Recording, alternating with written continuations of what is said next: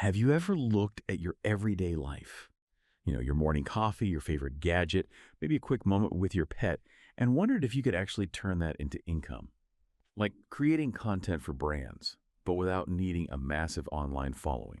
It might sound a bit like a marketing fairy tale, perhaps, but today we're doing a deep dive into the compelling reality of user-generated content, or UGC. Specifically, this growing area people are calling microcreation. Yeah, so our mission for this deep dive is really to unpack how basically anyone with a creative spark, and yes, literally just a smartphone, can genuinely get involved in this.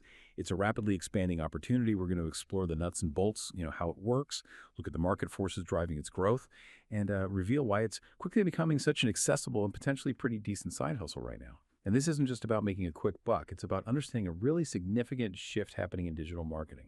Absolutely. What's truly intriguing here is how platforms have evolved. They've become these sort of sophisticated matchmakers, directly connecting everyday individuals, often people with zero prior experience in making content, with brands who are actively looking for authentic, relatable stuff. And this isn't just a minor tweak in digital marketing. It feels like a profound recalibration, especially since around 2024. The core idea moves past that traditional influencer model we all know. It's really about genuine engagement and trust. We're often seeing engagement rates 2, maybe 3 times higher than typical branded content, and crucially, at a fraction of the cost. It really speaks to a fundamental shift in online trust and how audiences behave. Okay, right. Let's pull back the curtain on this a bit more then. We've definitely seen more buzz around platforms like, say, Creator, which seem to really capture this new wave. So when we talk about UGC microcreation, what are we really describing here? How is it different from, just someone posting a product review on their own Instagram feed? Well, at its core, UGC microcreation involves ordinary people, could be you, could be me, anyone with a decent eye and a smartphone making short videos or photos specifically for brands. Right. So not for their own personal social media channels. Think about creating like a quick 30-second video of you unboxing some new sustainable product maybe.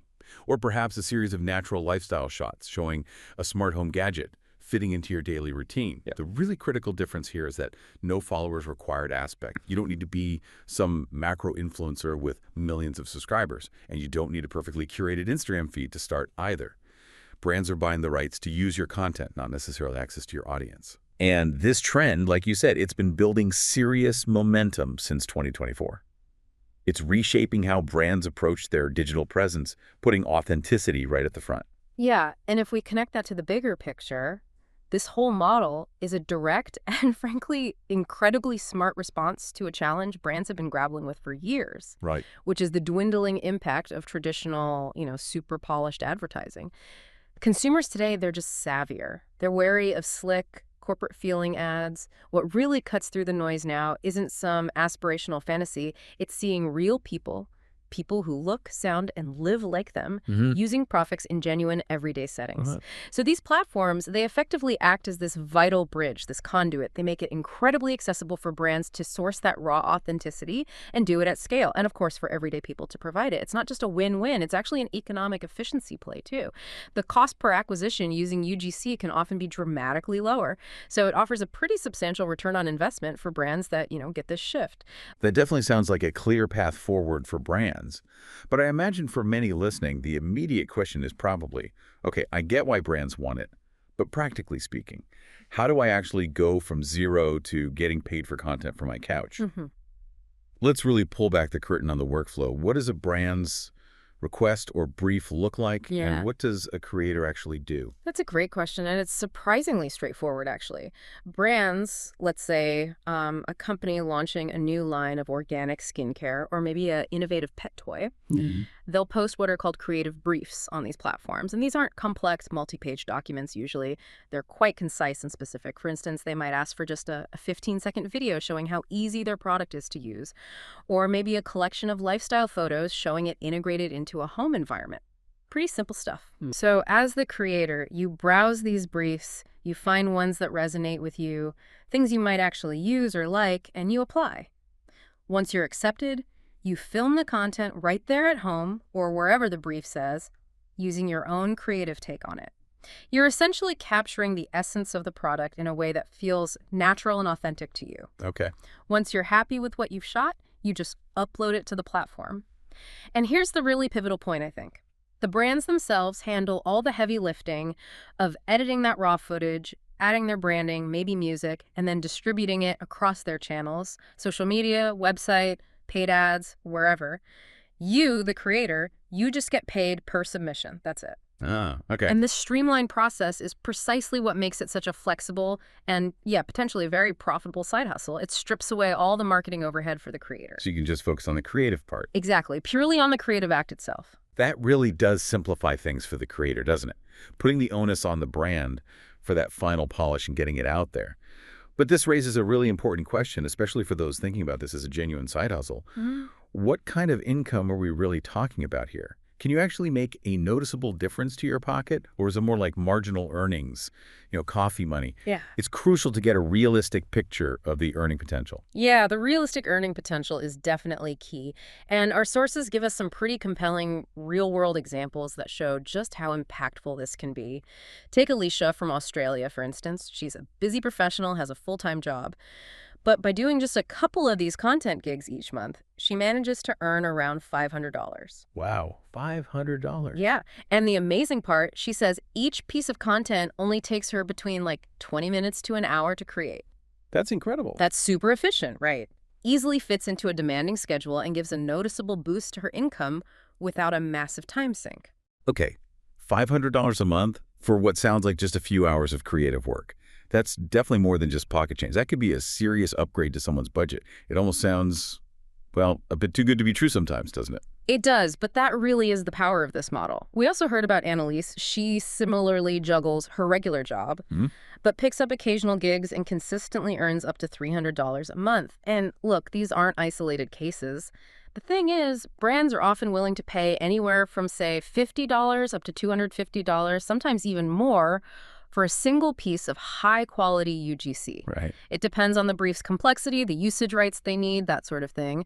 And because the platform handles the idea part, the editing, the distribution, like we said, all that heavy lifting creators can truly just focus on capturing that authentic moment, it really democratizes the earning potential, moving it beyond just those select few people with huge online followings. Yeah, that makes sense. So given these examples, it's clear the earning potential is definitely tangible. It's real. But for someone listening now, thinking, okay, I want to jump in, I want to actually start doing this, what are the practical steps they should take? It's not just about knowing it exists, right? It's about how to actually succeed in this growing space. What's the game plan? Absolutely. It's all about having a practical game plan. We've kind of distilled it down to 4 key strategies that can really help you hit the ground running and hopefully succeed. Think of these as your foundational pillars for getting started. Okay, pillars sound good. Let's dive into the first one then. Get comfortable behind the camera. And please don't let that word camera intimidate you listening. You absolutely do not need professional gear. Your smartphone, especially if you have decent, consistent lighting, even just natural light coming from a window, works perfectly fine for most briefs. The key is just to practice a bit. Spend some time framing simple, natural-looking shots. Think about someone genuinely using a product, maybe a close-up on the product's texture or a specific feature that's cool, or just a wider lifestyle context where the product fits in naturally. It's really about making it feel real and unforced. And I'd add, for those looking to maybe level up just a little bit consistently, even an inexpensive smartphone gimbal for smoother shots, or like an affordable clip-on lavalier mic for clear audio. That can make a huge difference in perceived professionalism. Brands genuinely appreciate clean audio and steady video, even if it's just shot on a phone. Good point. Okay, so building on that, the second strategy is to hone your creative eye. What does that mean in practice? Right. This means thinking like a visual storyteller, but specifically with a brand's goal in mind. When you look at a product or read a brief, ask yourself, what's genuinely appealing about this? Is it the satisfying click of a new tech gadget? Or maybe that serene moment of enjoying a cup of tea in the morning? Or perhaps the practical efficiency of, I don't know, a cleaning product? And importantly, try to consider the vibe the brand is going for. Are they aiming for energetic, calming, practical, luxurious? Matching that tone in your content, showing the product in its best, most authentic light, that's really key to getting your submissions accepted and building a good reputation on these platforms. It's about translating their message into a relatable visual story. That makes a lot of sense. It's not just what you shoot, but how it tells that story. Mm. Okay, moving to the third strategy, which I imagine is pretty crucial in this kind of fast-paced environment. Stay efficient and consistent. Precisely. Yeah, many of these platforms really thrive on creator reliability. If you can develop a good workflow for yourself, turning around quality content quickly and crucially reliably, you'll naturally start to build a strong client list. Brands really appreciate creators who are responsive, who communicate well, All right. and who consistently deliver good work on time. This efficiency becomes your professional reputation, basically. And that often leads to a repeat business and maybe even higher paying opportunities down the line. So maybe think about batching content or setting aside specific times. Exactly. Consider batching your content creation if you get briefs for similar brands or themes. Or just dedicate specific time slots each week to reviewing briefs and doing your shooting. Think of it almost like a micro business. Consistency builds trust and momentum. Good advice. And finally, the fourth strategy, which is all about finding your sweet spot, your niche perhaps. Tap the micro market. What does that entail for someone just starting out? Well, first off, realize this isn't just a space for fashion or beauty content, though that's definitely there. The demand for user-generated content is incredibly diverse now. There are gig needs across a huge array of categories you might not even think about initially. Think about innovative homeware, especially food products, health and wellness items. Yeah, niche tech gadgets too, right? Tech gadgets, sustainable packaging, even B2B software solutions showing how people use them day to day. The trick is to actively look for companies that are specifically running these authentic lifestyle UGC campaigns. You could choose to specialize in categories you already know and love, maybe your hobbies or interests.